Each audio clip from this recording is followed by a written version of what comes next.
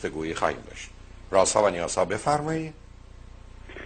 سلام عرض میکنم آقای دکتر. سلام. خیلی متشکرم از اینکه این وقت رو در اختیار من گذاشتید. خواهش کنم بفرمایید. چند تا سوال دارم از خدمتتون. به هر نحوی که خودتون صلاح دونستید منو مدیریت کنید که این سوال رو بتونم طرح بکنم اگه با برنامه‌تون سازگاری داره. بفرمایید. سوال اولم این هستش که من بر هر حال مطالعاتی که وجود داره بسیار آدم زودرنجی هستم.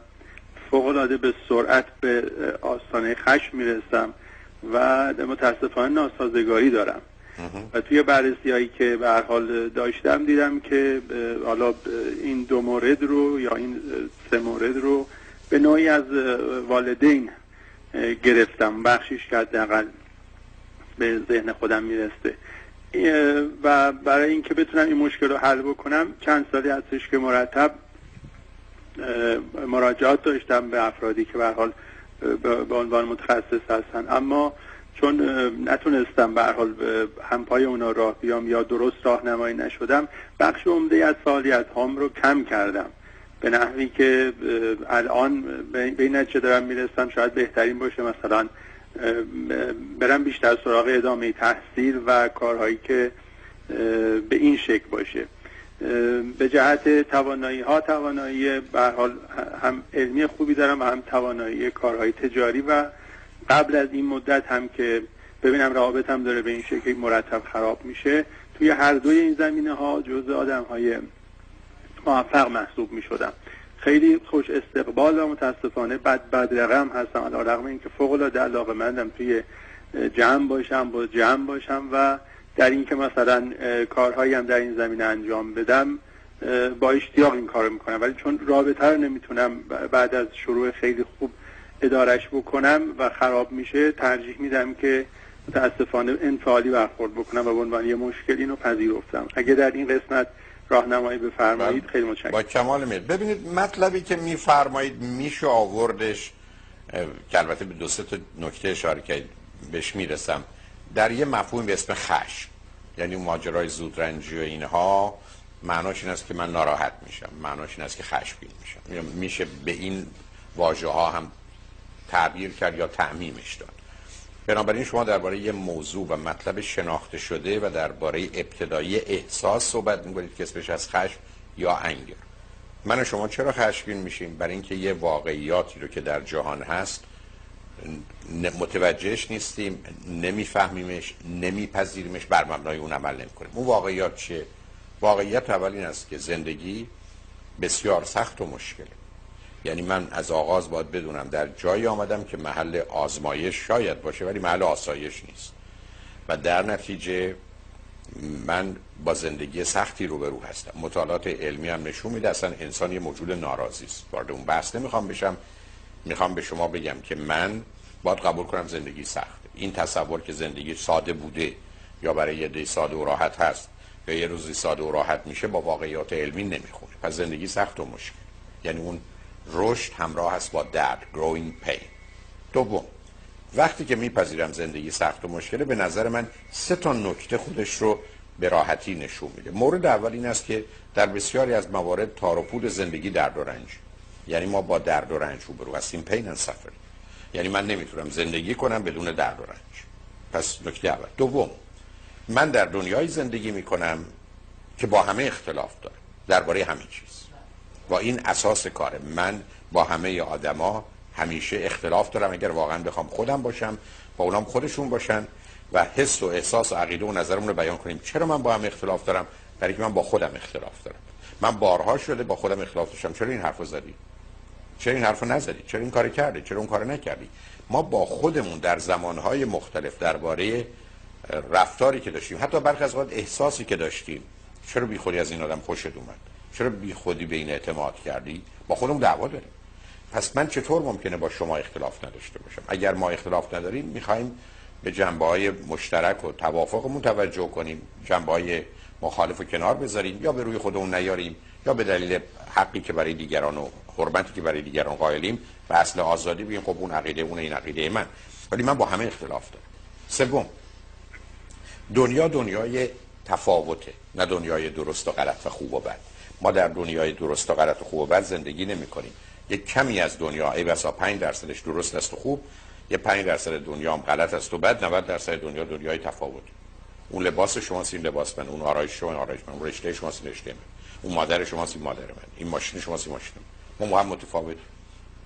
درست و غلط و خوب و بد دنیا کمه.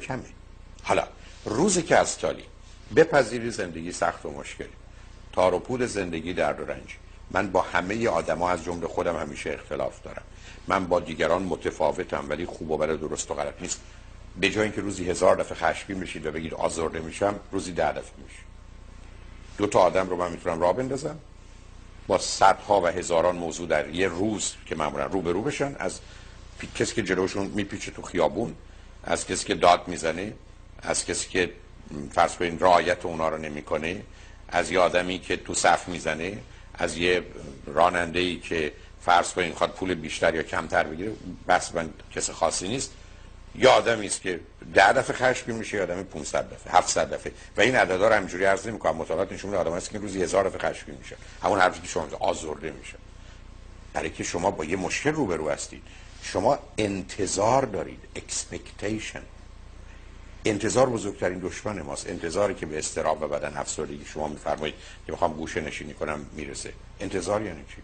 ما امیدواریم که اینجور بشه. شد نشد. ما نمیتونیم منتظر باشیم آدم‌ها حرف درست بزنن. ما نمیتونیم منتظر باشیم مردم رانندگی درست بکنن. ما نمیتونیم منتظر باشیم مردم به عدالت با دیگران یا با ما برخورد بکنن. این انتظار اصلا واقع بینانه نیست. همچی چیزی نیست.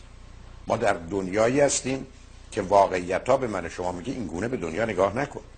بنابراین من اگر بپذیرم که زندگی سخت و مشکله، درد و رنج داره، من با همه اختلاف دارم، من با دیگران متفاوتم، نه اینکه خوب و بد و درست و غلطن، برای چی ناراحت میشید شما؟ توی مهمونی کسی به شما فرصت حرف زدن نمیده. دلایل خودشو داره. تفاوت است میان آدما. دیگه این رو خوب و بد و یه آدمی نمیدونم چنین و چنان نکنید. یا آدمی به شما در دادن پولی که بهش دادید یه مقدار یا نمیده یا حواسش نیست یا نمیخواد بده، یه دفعه تبدیلش به دزد و خائن و جنایتکار نکنید. چون ببینید اشکال کار در اون نگاهه. بنابراین اولین بحث من با یک کسی مانند استالی این است که روزی که این گونه باشید، شما برگشتید گفتید من پوست ندارم، فوتم کنید دردم میاد، دستم بهم بزنید دردم میاد. زودرنجی یعنی چی؟ ما اگر پوست کلفتنش باشیم تو این دنیا کارمون تمومه. این دنیا یه قلعه سنگبارانی است که بدنهای ما شیشه‌ایه. شما این کمی مواظب خودتون نباشید خوردتون میکنه. بنابراین موضوع خشم برمیگرده به نپذیرفتن این واقعیات، به نپذیرفتن این اصولی که اساس زندگیه. و بعد انتظار که آدم‌ها باید خوب رفتار کنن، راست بگن، محبت داشته باشن، مهربون باشن، وفادار باشن. شما راجع به کدوم دنیا صحبت میکنید؟ اصلا همچین اتفاقی نمیفته. من به طنز و به حقیقت عرض کنم خدا 124,000 تا پیغمبر و راهنما فرستاده، کتابم فرستاده، معجزه‌ام کرده، بهشت و جهنمم راه انداخته، یه نفرم آدم درست از توش در نمیاد. شما چی میگید؟ که میخواید دنیا درست باشه. بنابراین اولین گرفتاری من شما پذیرفتن این موضوع هست. بپذیرید شما میره توی مهمونی، آدم‌ها اینجوری عمل میکنن، آدم‌ها اینجوری میرقصن، آدم‌ها اینجوری غذا میخورن، آدم‌ها اینجوری لباس میپوشن، آدم‌ها اینجوری با هم برخورد میکنن. من شما چه؟ چرا هی میاد موضوع درست و غلط و خوب و بد مطرح میکنید یا موضوع رو به خودتون مرتبط میکنید؟ به من چه مربوطه؟ من بارها سر یک کلاس فرض کنید 500 نفره یا کنفرانس 500 نفره گفتم لباسای شما نه خوبه نه بد، نه درست نه غلط، متفاوته. آیا شما در جهان عقاید و رفتار و زندگی مردم هم حاضرید به این آزادگی برسید؟ چون این مفهوم آزادگی است. یعنی تویی و من ما متفاوتیم. تو سنت 7 اون 27 اون 67. همون شد. خوب و بد نداریم، درست و غلط نداریم. پس ریشه اول گرفتاری شما در این ذهنیتی است که جهان رو منتظرید درست و خوب باشه و بقیه با شما خوب و درست رفتار. دوم، همه آدم‌ها خشمگین میشن، حالا یا روزی 10 دفعه یا 100 دفعه یا 1000 دفعه. خشم رو هست. حالا با این خشم که یه احساسه چه می‌کنی؟ ما 4 تا راه داریم. یک، خشم رو به عصبانیت تبدیل کن. انگر رو به اگریشن تبدیل کن. عصبانیت یا رفتار. یعنی شما یه حرفی میزنید، من یه مشتی میزنم، یه حرف زشتی میزنم، یا حتی سلام میکنید محلتون نمیذارم، چون خودش هم اینو خشم دیگه، کاری که باید بکنم اون نمیکنم. هم انجام کار هم عدم انجام کار میتونه خشم باشه، قهری که من شما میشناسید. پس یه راه این خشمی که در منه که شما یه کاری کردید که من انتظارشو نداشتم و از نظر من بد است و غلط، اولش عصبانیت، یه مشت میزنم. دوم، در طول تاریخ یه حرف بسیار غلط بیمارگونه‌ای که البته شاید بشه فهمیدش در درازای تاریخ چرا چنین بوده، داشتن که خشمتو کنترل کن، خشمتو فرو برد. یعنی خشمو بریز تو، به روح خودم نیارم که شما حرف بدی زدید، کار بدی کردید. من باورم اینه که شما کار بدی کردید، حرف بدی زدید. به روح خودم نیارم، کنترل کنم خشممو، بدمش داخل. چه میشه؟ به گذشت زمان امروز از نظر روانی میدونیم من تبدیل میشم به آدمی که دشمنی رو با شما و دیگران و خودم شروع میکنم. بعد از مدتی تنفر، یعنی میشه hostility، بعد میشه hatred. خشم فرو خورده میشه hostility و hatred، یعنی anger inward، خشم میزید. نتیجهش چیه؟ من سه چیز به تدریج بدم میاد: خودم، شما و زندگی. یعنی تنفر از خود، از دیگران و زندگی، و معمولا هم ناآگاه و ناپیدا. نتیجه این چیه؟ سه چیز. بدترین نوع افسردگی، حالی که شما دارید پیدا میکنید: دور ولی عصبانی. یعنی من از دیگران فاصله میگیرم ولی اگرم دیگه خیلی فشار بهم بیاد پوستشون رو میکنم. بدترین نوع اضطراب که میشه ایبتا انگزایتی اتک، پنیک اتک، حمله اضطراب، حمله وحشت که راه بیمارستان میشم یا شب با اضطراب از خواب میپرم. و بدترین نوع خشم که بهش میگن ریج، یعنی عصبانیت ویرانگر انفجاری. خب اینم شد دومیش که به ما گفتن خشم رو کنترل کن و خشم رو فرو. سوم، خشم تو ابراز کن. express your anger. یعنی چی؟ یعنی به اندازه مثل جراحی خشم تو ابراز کن. خشم تو ابراز کن یعنی چی؟ یعنی شما تش بردید یه جایی، $20 دادید، یه کالای $10 خریدید، اون آدم حواسش نبوده، نخواسته بده، هر چی بهش برمیگردید میگید لطفاً من به شما $20 دادم، $10 شما من بدهکاری بدید. توی صف ایستادی، یکی جلو میذاریم که ببخشید آقا یا خانم، ما تو صف هستیم، ته صف اینجاست. اسم این از نظر علمی است express your anger. خشمتون رو ابراز کردید، ولی به همون اندازه یه جراحی است. برای یه چیز بگید تو آدم بی‌شرف پستی هستی، تو چرا حقوق انسانی رعایت نمی‌کنی، مگر کوری، مگر ما آدم نیستیم، تو چی فکر کردی؟ نه، این حرفا اون عصبانیت است. express your anger یعنی به اندازه حرف تو میذاری. من سر کلاس از دوستان خواهش می‌کنم صحبت نکنید، که حرف میگم لطفاً صحبت نکنید. این ابراز خشم. ما نباید انتظار داشته باشیم که با ابراز خشم مردم از ما خوششون بیاد، نه، برای ما دست بزنن. من روزی که به شما برگشتم گفتم حرفی که شما زدید من رو اذیت کرد، که باید فکر کنم که شما میگید به بچه آدم خوبی. من یه نوع اعتراضی به حرف شما کردم، ولی حداقل آزاد شدم. چرا؟ برای که اکسپرس یور انگر که تو این جوامع غربی به آدم‌ها یاد میدن، معناش این است که اگر زهر و سمی تو دهن من یا تو دهن من ریختن، امیدوارم کسی اذیت نشه، تف میکنه. زشت، بده، ولی نمیمیرم. برای که اون فرو خوردنی که قبلا عرض کردم، سمو پایین میدم، همه چیزم خوبه، ولی 5 ساعت بعد میمیرم.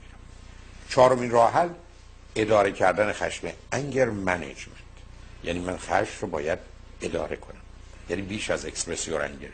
و این یه پروسس که من شما باید یاد بگیریم اصلا ما چرا خشمگین و عصبانی میشیم، چه باید کرد و چگونه میشه این حالا آبی که از آسمان اومده به اسم باران رو تبدیل به سیل نکنیم، تبدیل به یک رودخانه‌ای کنیم یا پشت سدی قرار بدیم که ازش استفاده کنیم. به همین دست که من به دلیل که اینا به هم مرتبطن 8 ساعت درباره اضطراب، 8 ساعت درباره افسردگی و 8 ساعت درباره خشم و عصبانیت CD و DVD دارم تحت عنوان خشم و عصبانیت. این که ترس و اضطراب و وحشت هم افسردگی، دیپرشنه، برای که اینا به هم مرتبطن. بنابراین موضوعی که شما مطرح میکنید یه موضوع عمومی است. حالا از کجا میاد؟ دلایل ارثی داره، برای که برخی از مغزها به این دنیا میان این گونه، همین است که تمپرامنت یا خلق و خو ارثیه.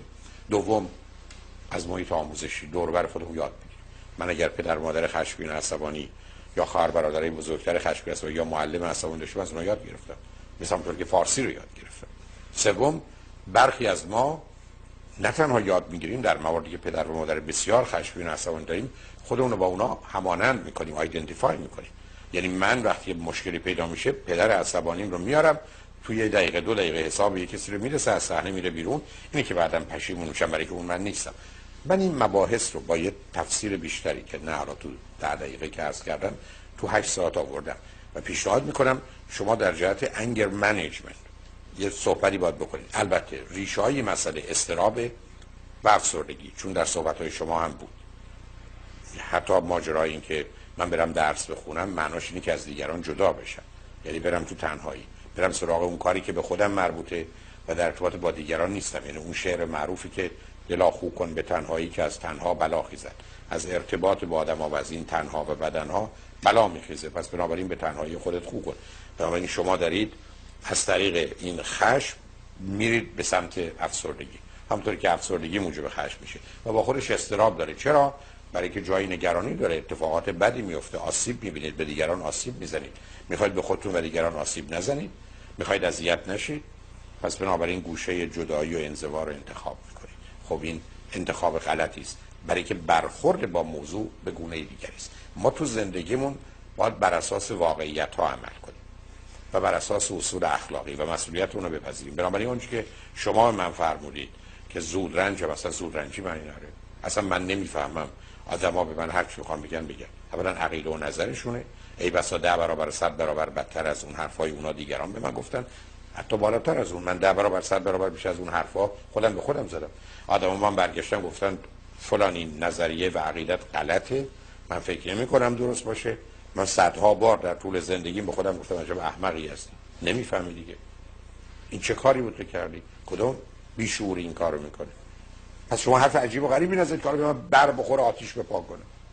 و بنابراین ما قرار نیست یه پوست در حقیقت نازکی داشته باشیم که خیلی زود دردمون میگیره. ما تو دنیایی هستیم که مخصوصا در جهت روابط با دیگران باید بدونیم که اونا زندگی خودشون میکنن، منم همینطور. خطراتی هم هست، احتمالاتی هم هست، اشتباهاتی هم هست، گرفتاریایی هم هست. ولی اینکه من منتظرم مردم دنیا و طبیعت به میل و خواسته من عمل کنه، عرض کردم به میل خداش هم عمل نکرده که حالا منتظر نظر و عقیده من و شما باشه. اینا واقعیاته. به همین جهت است که تو زندگی آدم آزاد و آزاده دیگران رو متفاوت و مختلف میبینه، نه درست و غلط و خوب و بد و مخالف و دشمن. من با شما متفاوتم، عقاید ما با هم مختلفه. ما مخالف هم میتونیم باشیم ولی مخالف هم نیستیم، دشمن هم نیستیم. این موضوعی است که آدم باید بپذیرتش و تو عمل ازش استفاده کنه. به همین است که شما در یه جوامع غربی که احتمالاً اینجا زندگی میکنید، مردم به دلیل اینکه کسی راجبشون یه حرفی زده اونگونه به هم نمیریزن که ما به خاطر اینکه یک کسی یه جایی راجع ما یه چیزی گفته سر شب تا صبح خواب اون نمیبره که چرا باید بگه این اینجوریه یا اونجوریه. چه اهمیتی؟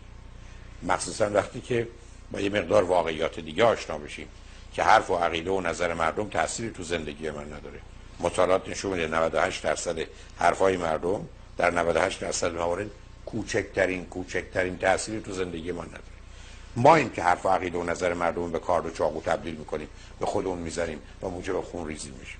به همین جاست که اگر بی‌اعتنا به این عقیده و نظر باشیم و ما رو آزار نده، اگر یه واقعیاتی است مثل یه بوقی که میذارن ببینیم چه شده یا چه کردم من یا دیگری که کسی بوق زده، حالا یا اعتراض یا دوستی است که میخواد دست بلند کنه، به این صورت بهش نگاه کنیم. ولی اگر قرار باشه حرف ما این باشه که هیچ کس قرار نیست هیچ کاری مخالف میل و انتظار و آرزو و احتیاج و حق من بکنه، که خب ما تو دنیا دائما باید با خودمون و دیگران در حال جنگ باشیم و این مسئله مهم است. ما تو دنیای تفاوت‌های عزیز، این درباره عقاید مذهبی است، درباره عقاید سیاسی هست، درباره نوع زندگی هست، درباره نوع سرگرمی و تفریح هست و به همین جاست که من و شما باید بپذیریم ماها با هم متفاوتیم، نه درست و غلط و خوب و بد. و این اساس آرامش و راحتی من و شماست. به همین جاست که الان یک کسی به من بگه دینم اینه یا دینم اون است، من فرقی نمیکنه. سنم 20 یا سنم 60.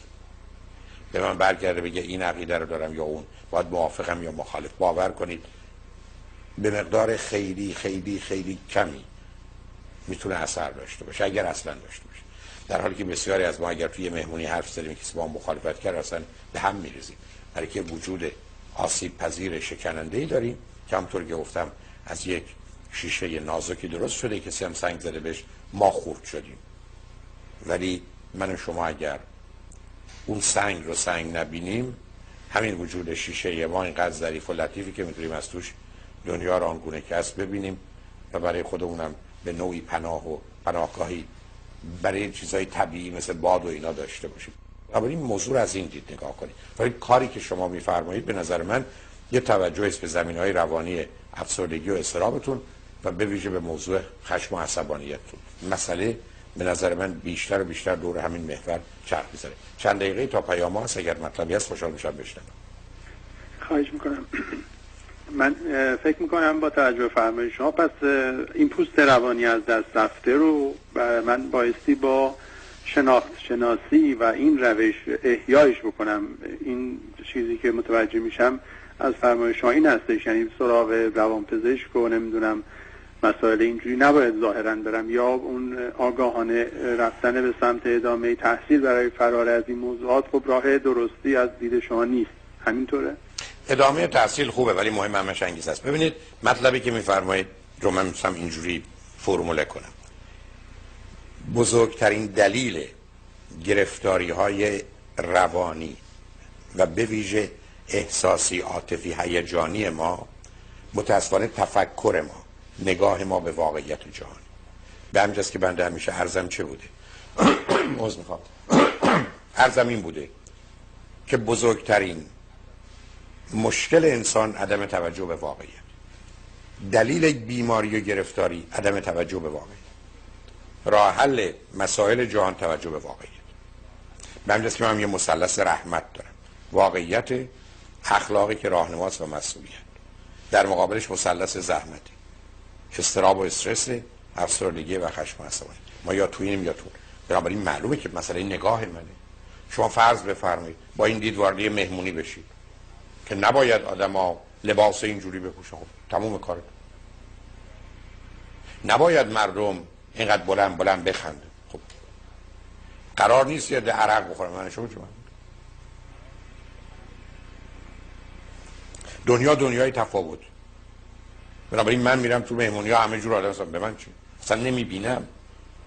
در حالی که کسی وارد میشه از همون ابتدا، از چلچراغ اونجا گرفته تا لباس آدما تا موسیقی مسئله داره. گویی همه باید بایستن ببینن ایشون فکر کنه درست و غلط و خوب و بد کارا چی. دنیا دنیای تفاوت. این اون مسئله است که ما باید بفهمیم، بپذیریم. بنابراین شما در مقابل موضوع مطالب مختلف قرار میگیرید. فرض کنید نگاه کنید به 10 تا موضوعی که ظرف مثلا یه هفته یا هر چیز یادتون میاد شما رو آزرده. اگر تعریفش کنید برای من، نه اینکه الان میخوام، یا خودتون بهش نگاه کنید برای چی من ناراحت شدم. اون آدم برگشت من گفت تو نمیفهم. ای بسا نمیفهم. برای چیزی نگفته. چرا من باید به هم بریزم؟ چرا باید آتیش بگیرم؟ یا اون آدم من گفت میاد سر قولش و قرارش نایستاد. از کی تا حالا ما انسان‌ها رو دیدیم سر قول و قرارشون نیستن؟ امیدوارم بیست. با اون امیدم هست که برنامه می‌ریزم. شد نشد. ولی اگر بخوام دنیا رو سخت بگیرم که چرا این به قولش وفا نکرد و یا چرا اون آدم این حرف رو به من زد، که من و شما از پا در میاد. همینجاست که اگر شما یه روزی من یه جای دیدید به من بفرمایید که فلانی توی مهمونی بودم راجع بهش صحبت میشد، خواهید دید اصلا علاقه به شنیدن ندارم. من اگر بیکار باشیم و وقتی حرفی برای گفتن نداشته باشیم میگم خوب یا بد. اگه گفتید خوب گفتن میگم خوباشو بگو، شاید کمی خوشحالم کنه که معمولا هم نمیکنه. ولی اگر بگید بد گفتن مطمئن باشید هرگز به شما اجازه نمیدم من بگید پشت سر من چی گفتم. یک کسی یه جایی خواسته من کاردی بزنه، من اونجا نبودم، حالا من خودم کارد بگیرم به خودم بزنم، واقعا آدم باید حالش بد باشه. بنابراین شما یه دفعه متوجه میشه اصلا این حساسیت رو ندارید نسبت به قضاوت و نظر مردم هم که میدونید که نقشی هم نداره، فرقی هم نمیکنه. حتی وقتی که یه آدمی هستید که توی چشم عمومی یا پابلیک هستید، یعنی یه پابلیک فیگر هستید، چرا به اینکه من شما یه آدم عادی داریم زندگی. بنابراین موضوع اصلی نگاه من شماست. تمام کوشش منم همینه. شما رو نگاه کنید اون چیزی که بهش میگن کاگنیتیو تراپی یا شناخت درمانی یعنی چی؟ یعنی من شما رو با واقعیت آشنا میکنم و بارها چون عرض کردم میرم تکرارش در اذیت میکنه. اگه به من بگید دلیل اینکه 13 سال و تقریبا 1 ماه رو خط رادیو هستی، هفته 5 و 6 روز و هفته 6 ساعت رو خط تلویزیون هستی چه هست؟ عرض کنم دلیل اول شاید بتونم یه نقشی داشته باشم که هموطنان و همزبانان خوب و عزیزم رو با واقعیت آشنا کنم. همین، فقط واقعیت. برای که دوای درد ما واقعیت، کلید حل مسائل ما واقعیت. اولا ببینیم واقعیت چیه، بعد چه باید کرد. واقعیت دنیایی که دنیای تفاوت عزیز، دنیای اختلافه، دنیای خوب و بد و درست و غلط نیست. روزی که شما آمدید خط کشیدید، حلال و حرام کردید، نجس و پاک کردید، آمدید مؤمن و مشرک کردید، دوست و دشمن کردید، کارتون تمومه. مطالعات نشونه 45 سالگی افسردگی شما را از پا در میاره. برای که دنیا میشه 98%، 99%ش بد و تاریک، 1-2%ش روشن یا خوب و با این نمیشه زندگی. 5% دنیا خوب و درسته، 5% دنیا بد است و غلط. نه اینکه نیست، اصلا هست. 90% دنیا هم تفاوت. ما تو دنیای تفاوت ها زندگی. بنابراین هستاری رشته‌تون اون رشته من یه چیزی دیگه. نه شما خوبید نه من، نه شما بدید نه من. ما با هم متفاوتیم. اینا رو باید با تمام وجود حس کرد و بر مبناش عمل کرد. یه دفعه می‌بینید این حساسیت ها رو راجع به چیزهای مختلف اصلا نداره. نه به اینکه دیگران چه میکنن، نه چه میگن، نه حتی با شما چه میکنن و چه میگن. من قرار میذارم با مراجعه یا مریضی که بیاد منو ببینه، نمیاد. تا 15 دقیقه بعد اگه تلفنشو داشته باشم یا به دفترم میگم بهش تلفن کنم. پیامم اینه که تا اونجایی که من میدونم ما قرارمون مثلا ساعت 10 روز پنجشنبه 28 مارچ بود، تشریف نیاوردید. امیدوارم دلیلش خوب باشه یا فقط فراموشی باشه.